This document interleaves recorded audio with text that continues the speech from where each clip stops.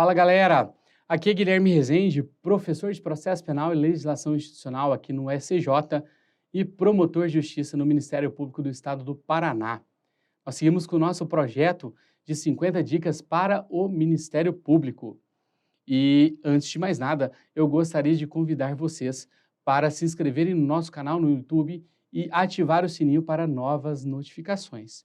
Também deixo a vocês aqui os meus contatos nas redes sociais, @prof.guilhermerezende. Galera, o assunto da nossa dica de hoje é a ação penal privada subsidiária da pública. E aí, a pergunta que se faz é a seguinte: professor, se o promotor de justiça, que é o titular privativo da ação penal, não toma providências no prazo legal, a vítima fica a ver navios ou ela pode desenvolver algum tipo de providência? E aí nós passamos a responder a pergunta a partir da análise de um esquema das ações penais em nosso ordenamento jurídico. Galera, eu chamo a tela para dizer para vocês que nós temos a classificação das ações penais de acordo com a sua titularidade em ações penais públicas ou pública e ação penal privada. A ação penal pública é aquela movida, titularizada pelo Ministério Público, ao passo que a ação penal privada é aquela titularizada pelo particular. A ação penal pública foi projetada como sendo a regra geral em nosso ordenamento jurídico, conforme artigo 100 do Código Penal. Mas, evidentemente, pessoal, nós não podemos deixar mercê de quem quer que seja, com exclusividade, esta possibilidade de manejo da ação penal. Tanto é que o nosso Constituinte consagrou lá no artigo 5º, dentre os direitos e garantias fundamentais, a possibilidade de que o particular se movimentasse quando o Ministério Público não adotasse as providências no prazo legal. E aí nós passamos, então, a outra modalidade de ação penal, que é a ação penal privada, titularizada pelo particular.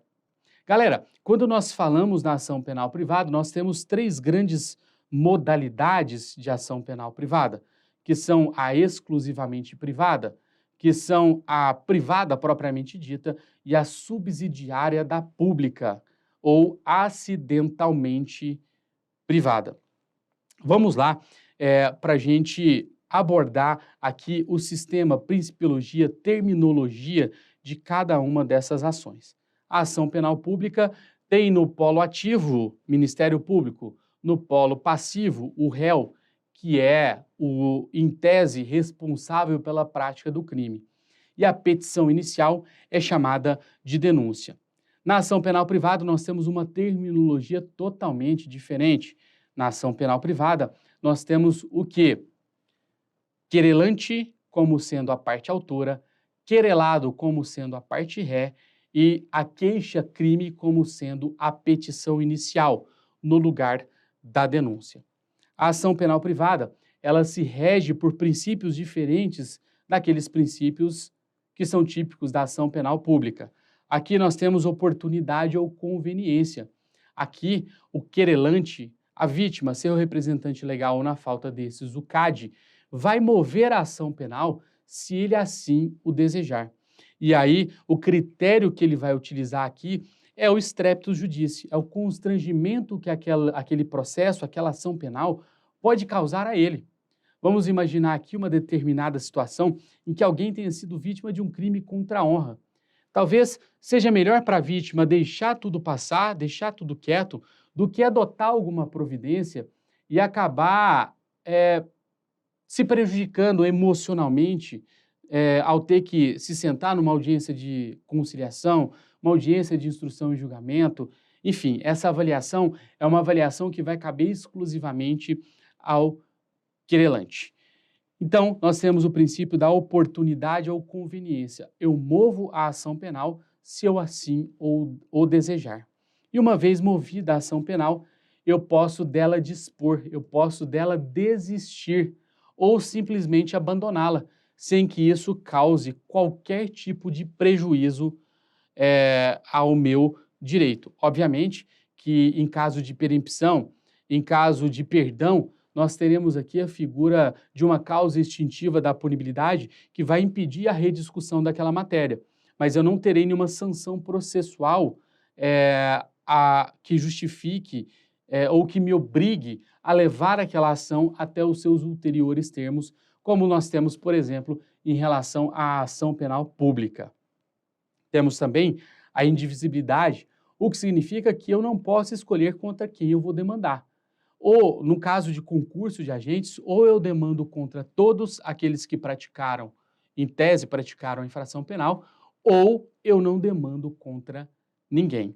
E por último, princípio da intranscendência ou pessoalidade. A ação penal não pode passar da pessoa do investigado.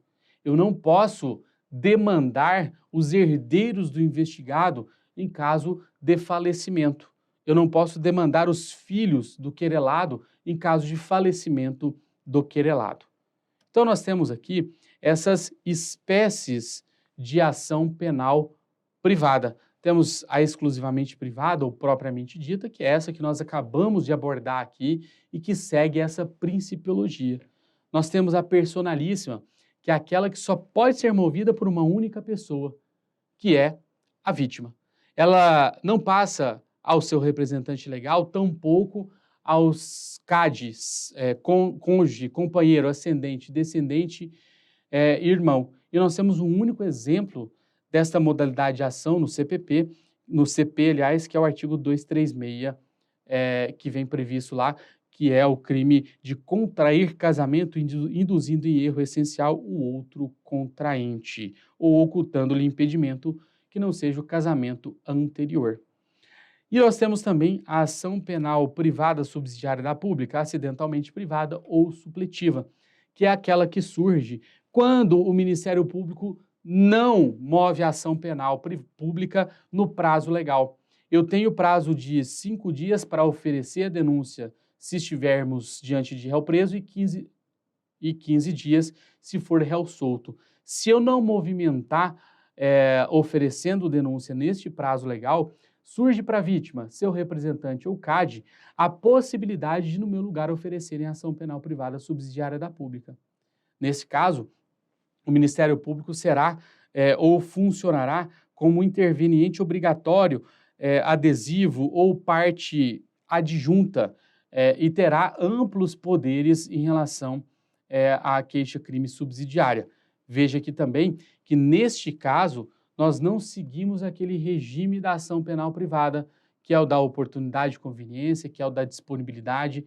Se o querelante abandonar a ação penal privada, o Ministério Público reassume a sua titularidade, toca dali em diante, porque nós temos aqui o interesse estatal que se sobrepõe ao interesse da vítima de ver investigado, processado e punido o violador de direitos. É isso aí, galera. Até a nossa próxima dica.